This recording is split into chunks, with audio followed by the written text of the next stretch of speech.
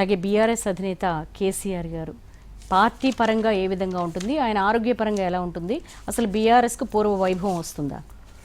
ఒకటమ్మా, కేసీఆర్ గారిది ఆశ్లేష నక్షత్రము. గతంలో ఆయన జాతకంలో చాలా అంచనాలు అవన్నీ కూడా మేము పరిశీలన చేయడం జరిగింది. రాహు మహాదశలో రాహువు యొక్క అంతర్దశ వెళ్ళిపోయి ప్రస్తుతము రాహువులో సూర్యుడి యొక్క అంతర్దశ ఉన్నప్పుడే వారికి ఈ ఓటమి అనేటువంటిది కలిగింది, అంటే మా విశ్లేషణ ప్రకారంగా. కానీ యోగం బ్రహ్మాండంగా ఉన్నటువంటి వ్యక్తి, దైవబలం బాగా ఉన్నటువంటి వ్యక్తి కేసీఆర్ గారు. చిన్నప్పటి నుంచి తాను నమ్మినటువంటి దైవాన్ని కొలుస్తూ ఆరాధన చేస్తూ చాలా చండీ యాగాలు, మాబోటి వాళ్ళ సలహాలు, అంత గతంలో చాలా చండీ యాగాలు అసలు ఎన్ని చేశారో తెలియదు. మహా బ్రాహ్మణ భక్తి కలిగినటువంటి వ్యక్తి కాబట్టి వ్యక్తిగతంగా కేసీఆర్ గారు భక్తుడు, నమ్మినటువంటి దానికి నిలబడగలిగినటువంటి వ్యక్తి. ఎవరికైనా ఉత్థానము ఉంటుంది, కొంత ఇది కూడా ఉంటుంది. కాబట్టి ఎవరు దీనికి అతీతులు కాదు.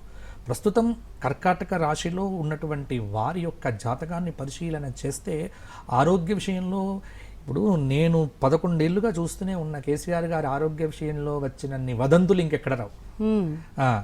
అసలు ఏమీ లేదమ్మా, ఆరోగ్యపరంగా చాలా పూర్ణాయుష్కుడు ఆయన.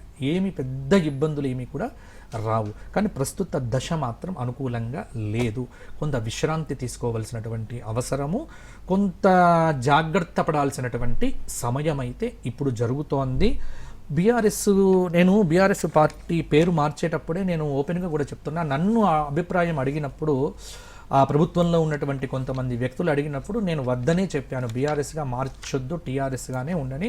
ఎందుకంటే తెలంగాణ రాష్ట్ర ఆవిర్భావ చక్రాన్ని నేను వేసి పునర్వసు నక్షత్రంలో కర్కాటక రాశిలో కేసీఆర్ గారి యొక్క రాశిలోనే ఇది జరిగింది. కానీ అది నా మాట అక్కడికి చేరుకోలేకపోయింది, మరో లేదో మొత్తానికి నిర్ణయం తీసుకున్నారు. మీరు తీసుకున్నప్పటి నుంచి మీరు చూస్తూనే ఉన్నారు, బీఆర్ఎస్ అని ఎప్పుడైతే మారిందో అక్కడి నుంచి మీరు డౌన్ఫాల్ గానే స్టార్ట్ అయింది. ఆ విషయంలో నేను తీవ్రంగానే వ్యతిరేకించా. కానీ మరి అప్పుడున్న పరిస్థితుల్లో అది కేసీఆర్ గారికి చేరిందో లేదో నా విషయం తెలియదు.